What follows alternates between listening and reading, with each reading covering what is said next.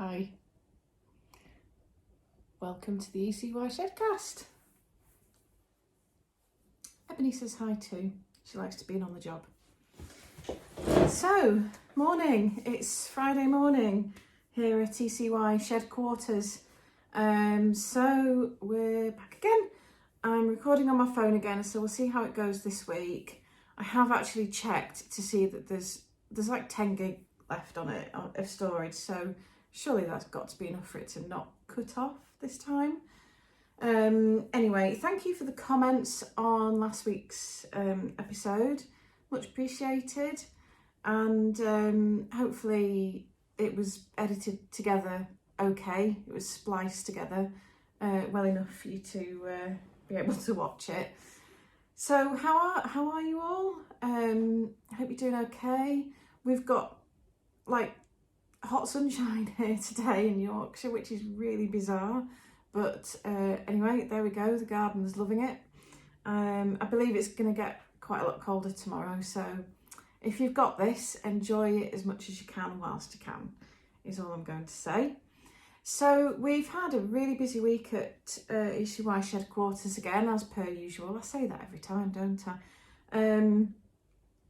Last week I was telling you about the Bowland 4-ply update. So then straight after that we got some cloudy weather, so that can only mean one thing: snappy snaps. And so we did the Bowland double knit update as well, in quite quick succession. To be fair, they do go together because they're the same fibre. So yeah, Bowland double knit, we've not had it for absolutely ages. Well, not in much quantity anyway. So it was a real delight to be able to bring it back and to do a big update.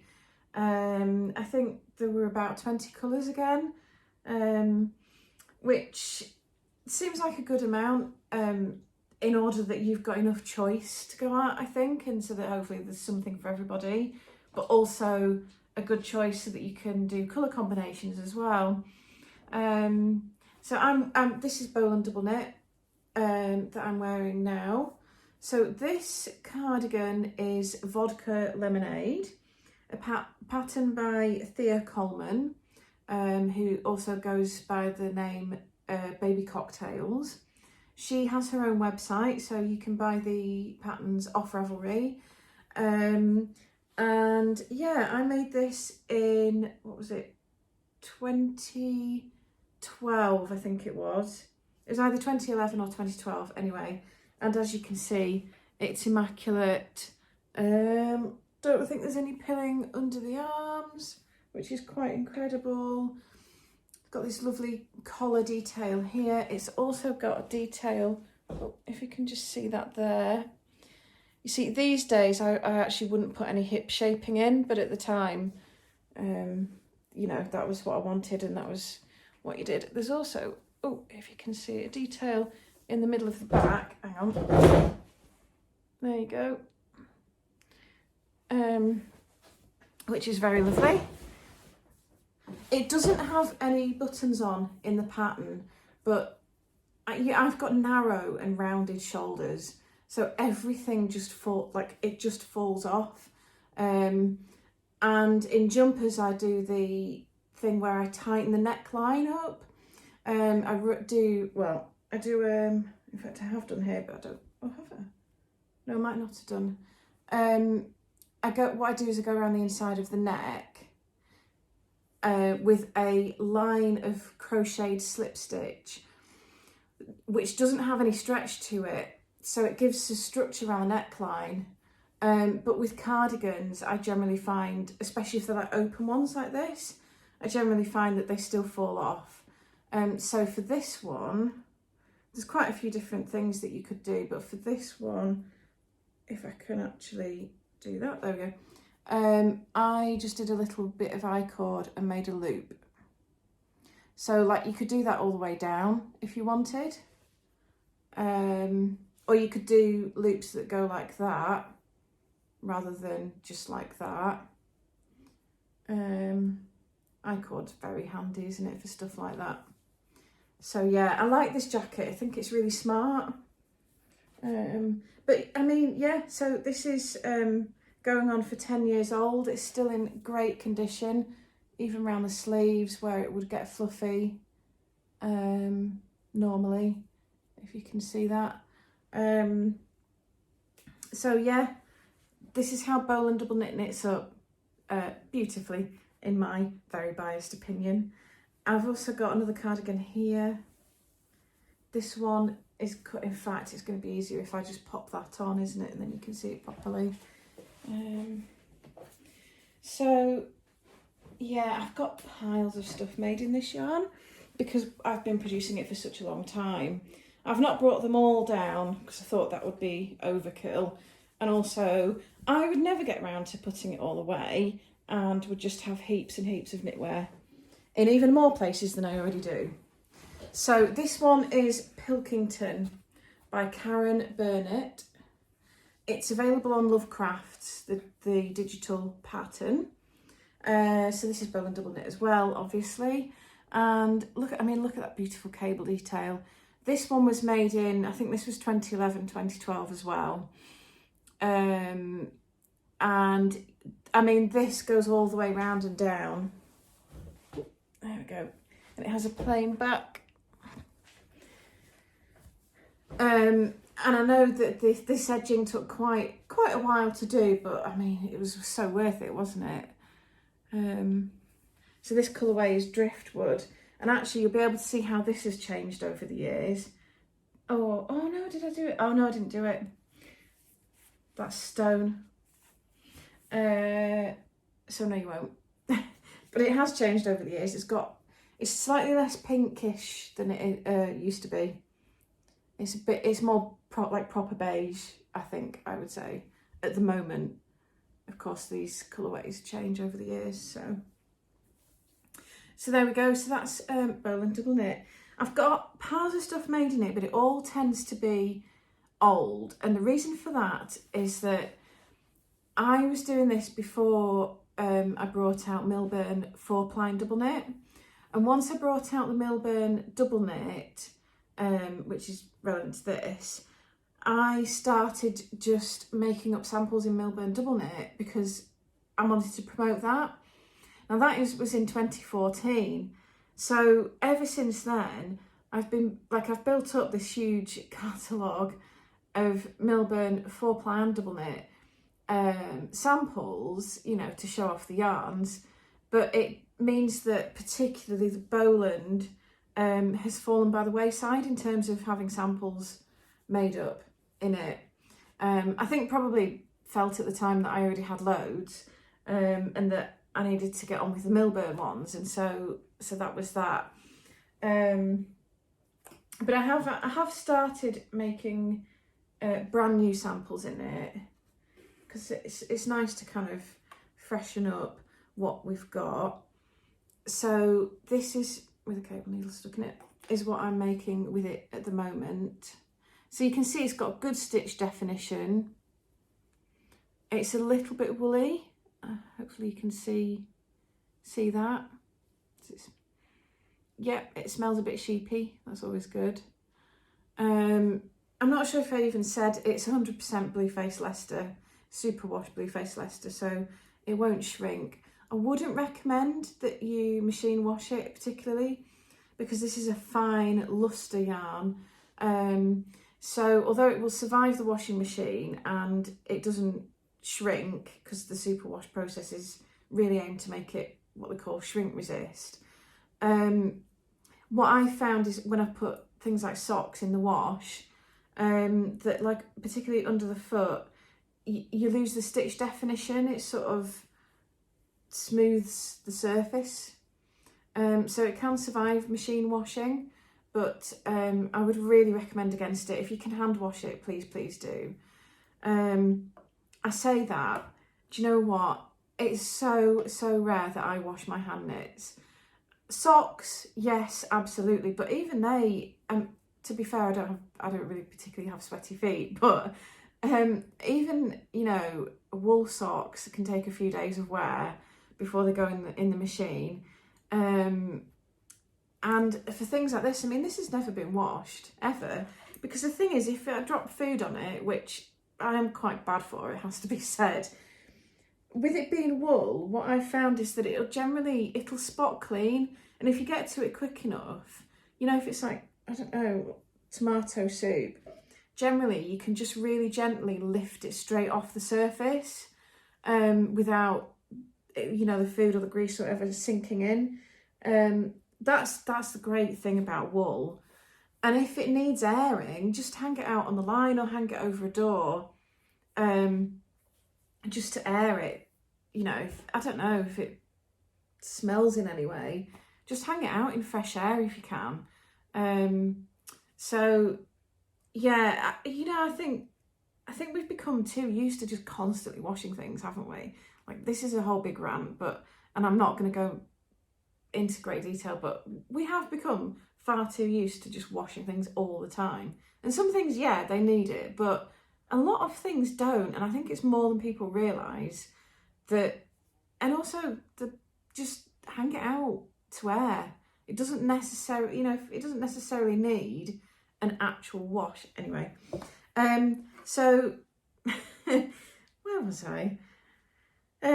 It's machine washable, but probably don't if you don't really need to. This hat, back to this. So this is called Pepper by Anna Elliott, and it's pepper as in peppermint because it's from our mint collection, which is a collection of 3 hats. We've got peppermint, Kendall mint, and After 8. I always forget that one, After 8. Oh God, I love an After 8. And it was originally designed for Whitfell Double Knit, which was the 100% baby alpaca that we had. Now that's been long since discontinued, to be honest. We can't justify reproducing more. It was such a gorgeous yarn, but it just never sold well enough to be able to justify producing a whole lot more. And with being mill dyed, you're looking at minimum quantities and all that kind of thing. So that's why that was discontinued. However, Boland Double Knit is a great replacement because it's a nice fine wool, with good stitch definition, but also it's a little bit woolly. It feels like a really appropriate replacement, and certainly in terms of like tension and stuff like that, I think that this is a really, really good substitute. So I am going to be knitting the other 2 hats as well in the collection, and then hopefully we'll get some nice fresh new pictures. We might update the pattern with those, if Anna is agreeable. I haven't mentioned it to her yet, but I will do. She knows I'm knitting these. So the second colour that I'm using is Compost. So you've got a red hat, so I'm using Red Goosefoot, which is like a faded pinkish red. And then there's a brown lace hat, which has got beads on it, which is very cool. So I'm going to make mine in Compost. And then the third hat combines the 2 colours. So I think that's going to work really well. So that's what I'm knitting at the moment. And that's Boland Double Knit, in a very brand new project, and one of the oldest projects that I've got. I've done colour work in this as well. It works really beautifully for colour work. I've brought some of the yarns from the update down from the stockroom. I did have one of each colour, but we've sold quite a few, so I don't quite have one of each colour here, but I could certainly show you what I have got. So you've seen Compost, and I'll show you the other neutrals. We have Stone, which is, it is beige, but this is the more oatmeal beige compared to Driftwood, which is more of a light bright beige. And Bark, which is a bit darker than Stone. And then we also have Charcoal. So that is 4 lovely neutral colours together. This yarn wrangling's not going very well, is it? There we go. Okay, so, and then here's the difference between Stone and Bark. These are very similar on this yarn. That's Stone and that's Bark. They're very similar. Blueface Leicester is quite a yellowish yarn base to dye on, so it does change the colours a little bit. So just be aware of that if you've had these colours on other bases. Don't necessarily expect them to be a good match. We have 2 Cottage Original batches, these 2, which are actually rather nice together, aren't they? I like this one, it's quite berryish. That's similar to Thunder. Now, Cottage Originals, if you're not aware, the Cottage Originals are batches where they're like experimental, or for some reason they're one-offs. In fact, it says on the label, ook. That means one of a kind. So sometimes they will be a colourway that's in development, and I haven't quite settled on a recipe yet. Sometimes it'll be a colourway, maybe I wasn't happy with it and I've over dyed it. It's just stuff like that. So these are Cottage Originals, and the whole point of those is that they may or may not ever be repeated. Generally they're not ever repeated, so they are complete one-offs. Okay, so we've got 2 of those in this update, which is quite unusual. There's generally no more than 1. There are quite a lot of pinks in this update as well, actually. So we've got Red Goosefoot, which I mentioned before because I'm knitting with it. So you can see how that knits up. It's got Red Goosefoot. Now we did also have Faded Bloom, but I think that's all gone. And Faded Bloom, in some lights it's hard to tell them apart, but Faded Bloom is more dark pink than this. This is a bit more reddish, a bit more faded. Okay, we've got Dianthus, which is the brighter kind of, still a pinkish red, but just that bit brighter. Proper pink, we have Clematis. And I know that they come in all different colours, but this one was named after one specific plant that was in our garden growing up. I think it might still be there. So that's Clematis, so that's a proper pink. But it's still quite soft. Let's put those there. We have Heliotrope. Now this is one of my favourites. I just love the way it's kind of like, it's pinkish, purplish, kind of with a hint of brown. It's stone washed. It's kind of a bit of everything. It's the lighter sister to Black Magic Rose, but also the darker sister to Meadow Rue. Oh, which I have here. This is one of the other pinks, Meadow Rue.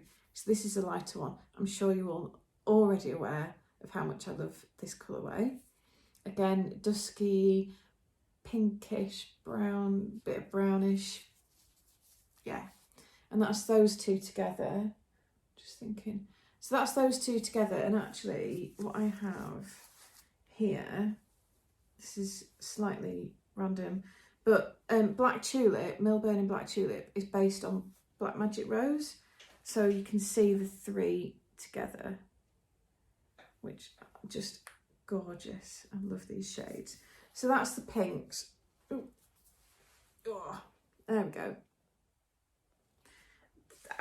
There's no reason that I did that many pinks, just kind of sometimes these things work out that way.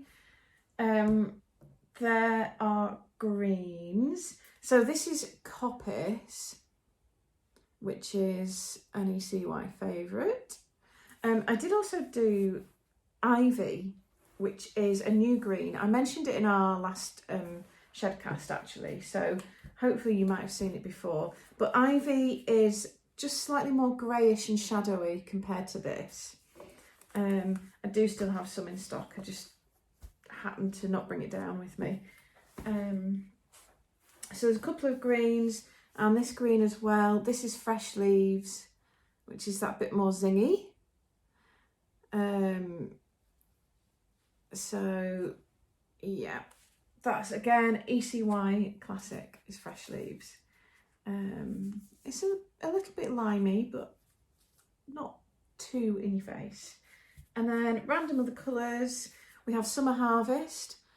And I also did Falling Leaves, which is the more goldy shade. It's slightly darker and it's more brownish gold, whereas this is much more yellowy. And I did Larkspur, which is this gorgeous blue. I also did Tarn, and yes, there is still some left, which is the darker, more greyish blue. So there are two blues. Now I know that things like this can be quite difficult to put with other colours. So one thing that does strike me, I might have mentioned this in the last Shedcast as well actually, is that I really love these two together. So that's Dianthus and Larkspur, but also you've got all your neutrals as well, of course. That's Compost. Here we are, Charcoal. So there's a few. Oh yes, Stone. I think that's really lovely. You might like a bit more contrast with Summer Harvest. You might like it alongside purple-ish. This is the Cottage Original purple. So that's quite useful. Shall we just take a little look at Fresh Leaves, because that's another quite bright one, isn't it? So I generally like greens with pinks. I feel like you would need quite a strong pink to go with this. Let's take a look at Clematis. Yeah, you see, it needs to be quite strong, otherwise the pink's going to look washed out, and vice versa. In fact, I can show you, can't I? Because yeah, let's take a look. Meadow. Oh no, actually. So I'm not sure. Meadow Rue.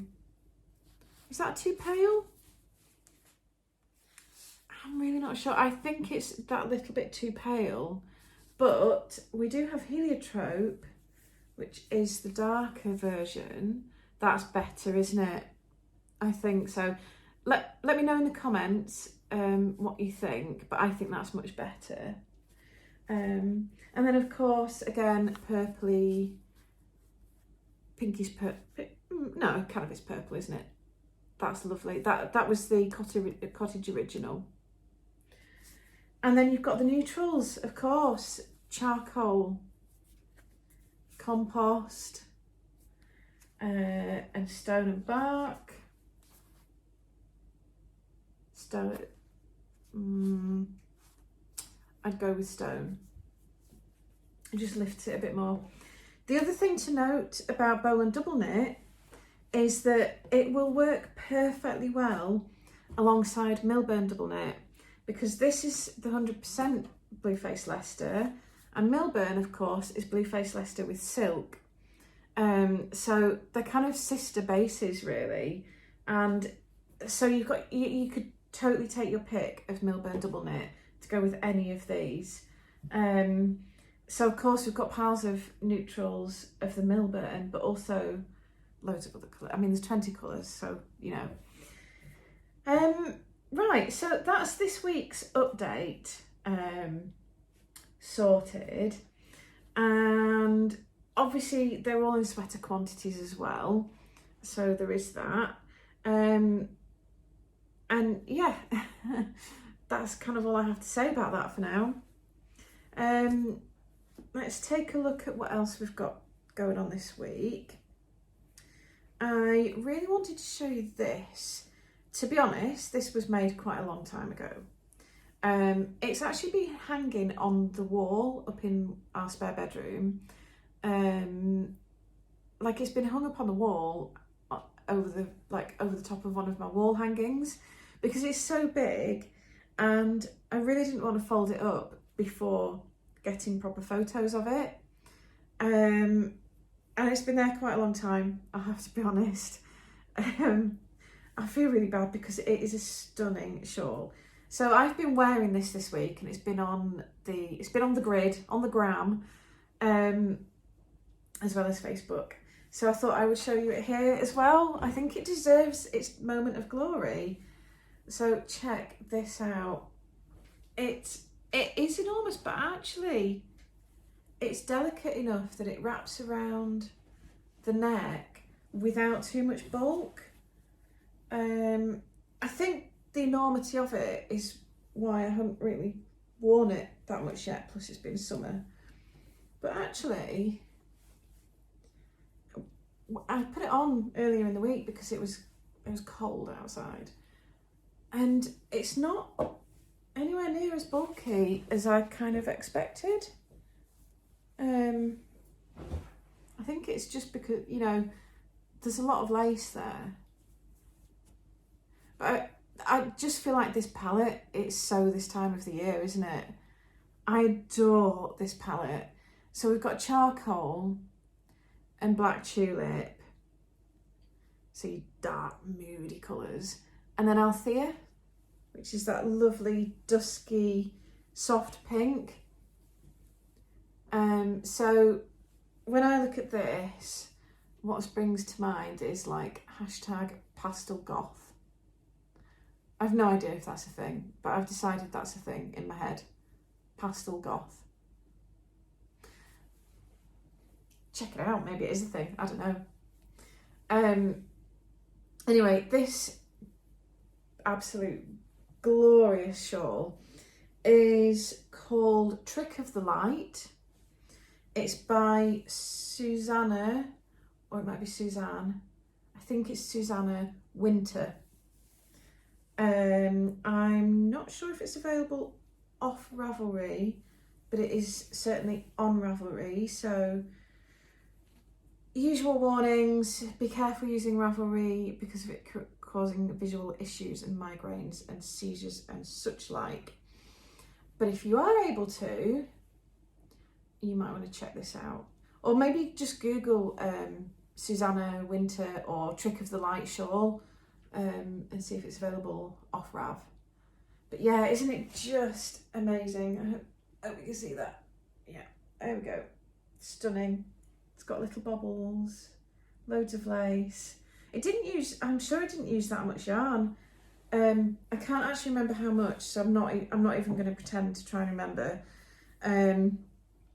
But I'm sure it wasn't that much, but maybe I should do a blog post about it. But yeah, I just really wanted to share it because actually you can see how small it squishes down. I just really wanted to share it because it's just stunning, and it's been hung on the wall for, I can't even tell you how long because it's too embarrassing. So that was that. So, and obviously we sell the yarn if you want to make one yourself, or if you want to use that colour combination yourself. And last week's work in progress, was it in progress or had I finished it by the time I recorded? I can't remember. Anyway, it's now blocked, and this is my Pim's Cup hat made in Pendle double knit, which is just so soft. Honestly, it's ridiculous. Our supplier, it has improved the quality of the merino fibre that's in all our merino yarns that we get from them, which is basically all of them, because they are gorgeous. And so that includes Pendle double knit, which meant that I just really had to crack on and make a new sample in it. I honestly can't tell you how soft it is. It's like buttery soft. It is just amazing. But Pim's Cup was in our Drift collection, which was the book that I produced in 2015. It's got a range of different designers in it, including the aforementioned Thea Coleman, who designed this. But we had all sorts. We had Orsa Tricosa, I had Tracy Toddhunter, because we had crochet as well as knitting. And yeah, I mean, that was just an insane project to take on by myself. I just can't believe I did it. Anyway, the designs are all designed for Whitfeld double knit, which, as I've mentioned, we no longer do. I'm definitely not gonna republish a whole book in different yarn, so that's gonna have to stay as it is. But definitely producing new samples in updated yarns is something I'm keen to do, and it's such a pleasure to do them as well. So in fact, I've made quite a lot of these hats, I'll just plonk it on. Now, I like to wear a hat, now that I've got short hair. I like to wear my hats behind my hairline.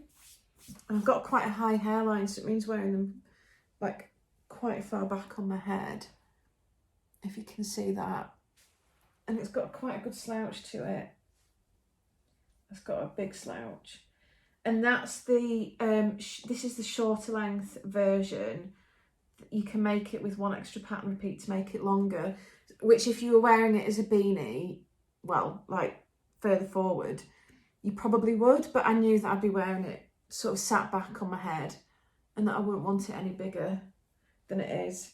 You could also put a bobble on it. It works really well with a bobble on. It slouches really nicely. I'll pop it on fully and then you can see as well.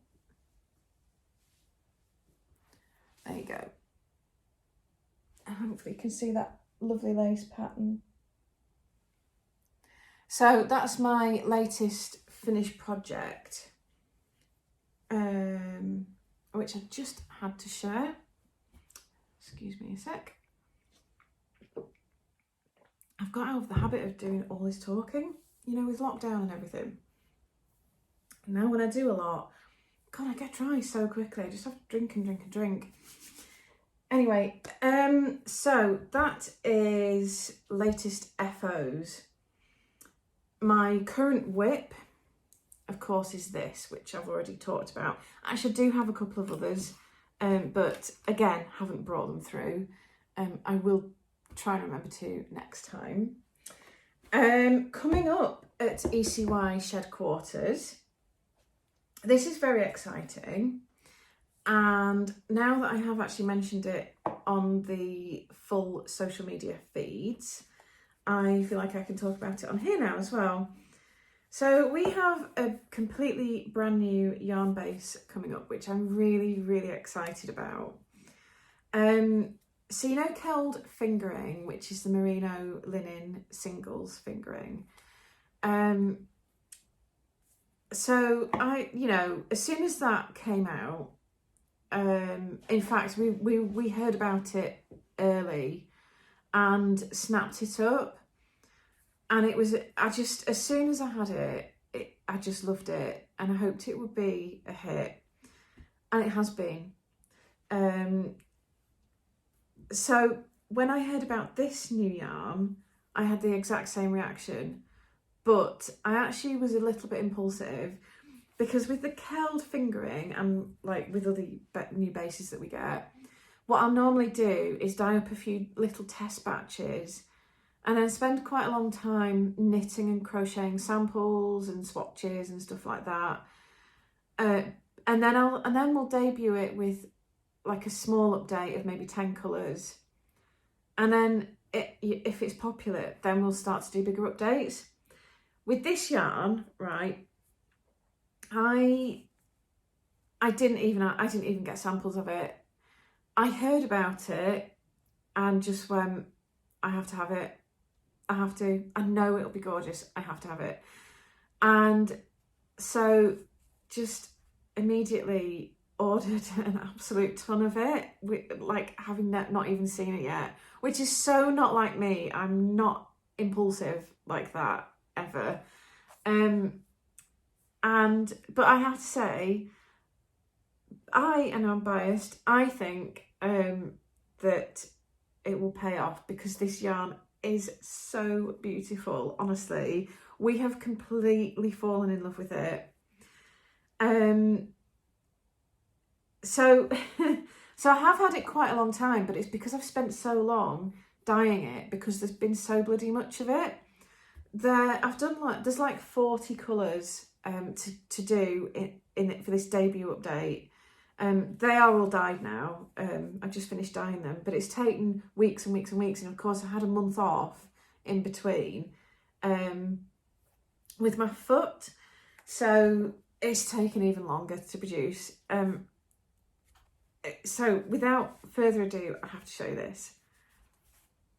This is Keld Aran. So it's the same merino and linen blend, but it's in an Aran weight, and it's spun as 3 strands twisted together. I think that gives the perfect balance between it being kind of, it's a plied yarn, but it's not, there aren't so many plies that you lose the squish, if that makes sense. I'm really glad that it wasn't produced as a singles yarn, because much as I love singles yarns, a singles Aran, it would have just pilled like crazy. I've seen some absolute horrific pilling in my time working at like yarn shows and yarn shops and stuff like that, from singles, thicker singles yarns. So I'm really glad that it is plied. But isn't it gorgeous? So gorgeous. I love the way that it looks. It looks rustic, but it feels completely smooth. You can't feel like the bits of linen sticking out. It's the same as the fingering. You just, it's so soft. Now, right, so we've had this long enough, and because I had the time off, I have swatched loads with it. There is a blog post up on the website. I'm not sure if it's viewable yet. I think you can if you've got the link, but if it's not, I'll ask Laura to publish it properly so that you can find it now. And that's full of information all about sort of gauge, needle size, hook size. I also tried it in the washing machine and was absolutely astounded at how well it came out. I just noticed the dog. Oh, she's woken up now. She was snoring. I was astounded at how well this went through the washing machine. I tried it at a probably 30-degree cycle. I think I would have done. I tend to, regardless. But on a high spin, I think it might have just been the regular cycle, not like the woolen one, specific, wool specific one. I think it was probably just like the Easy Care, whatever it is, one.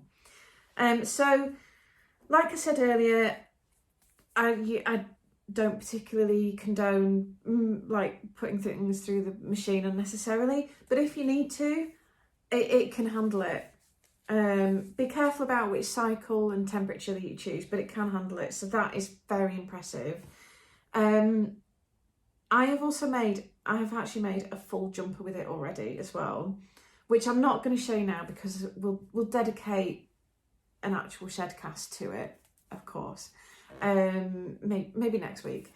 But so I just wanted to let you know that that's what's coming next, really.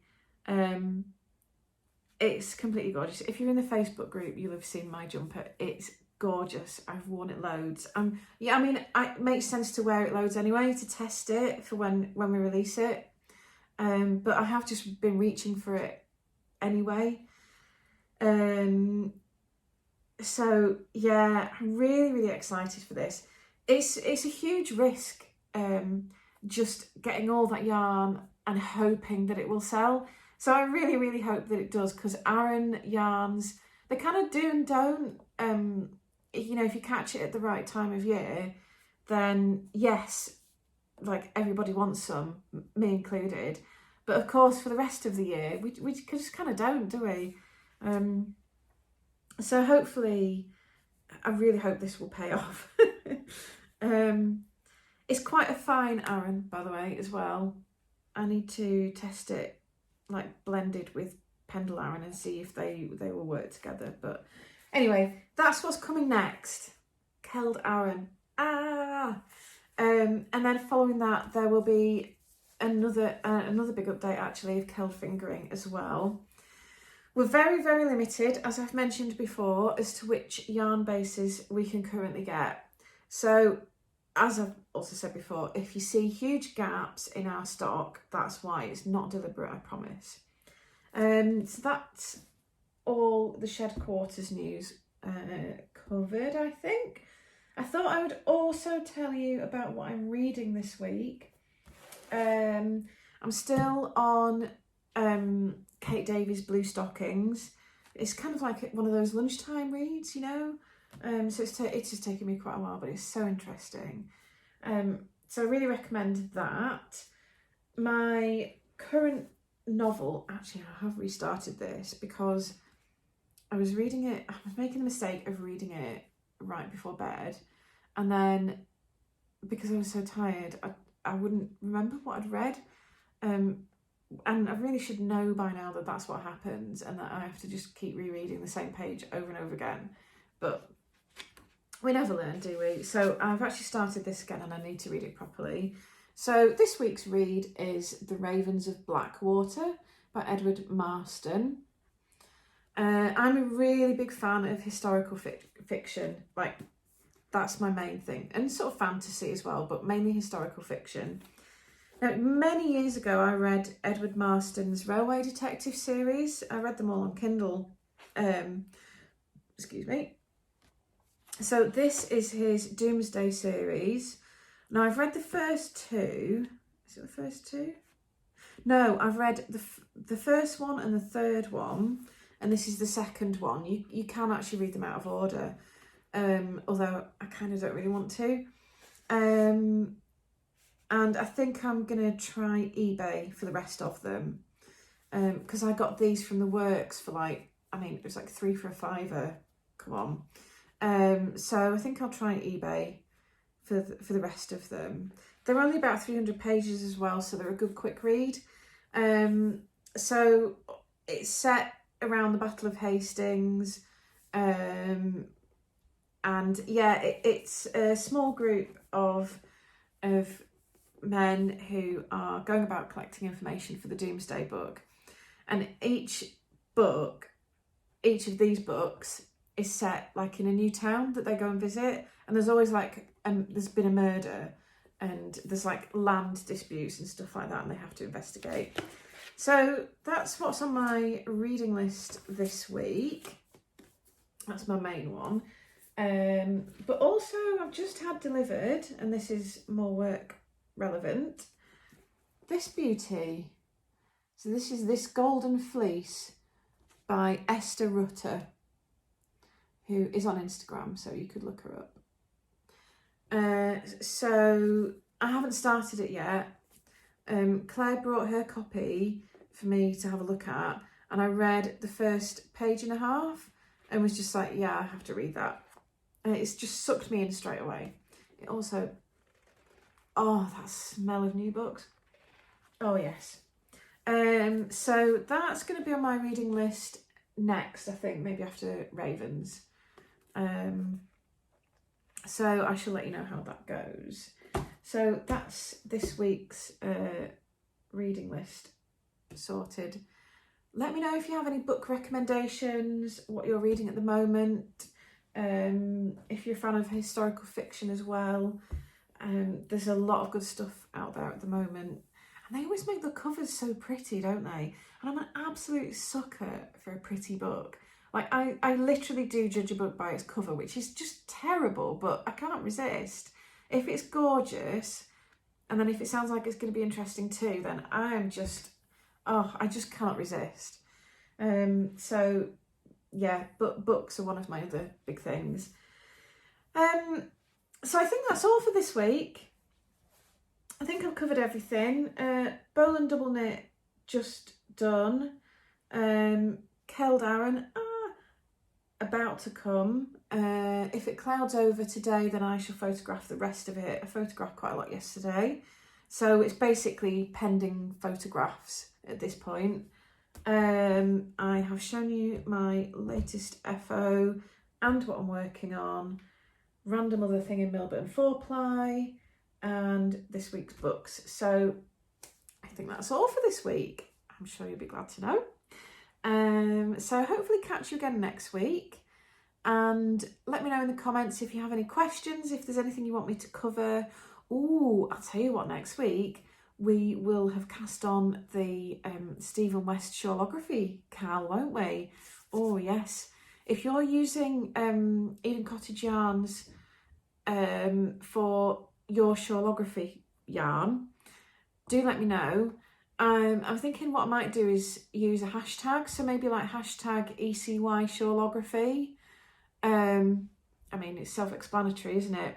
And then maybe at the end of the knit along, when we've all finished, do like either spot prizes or a discount or something. I just feel like I want to do something.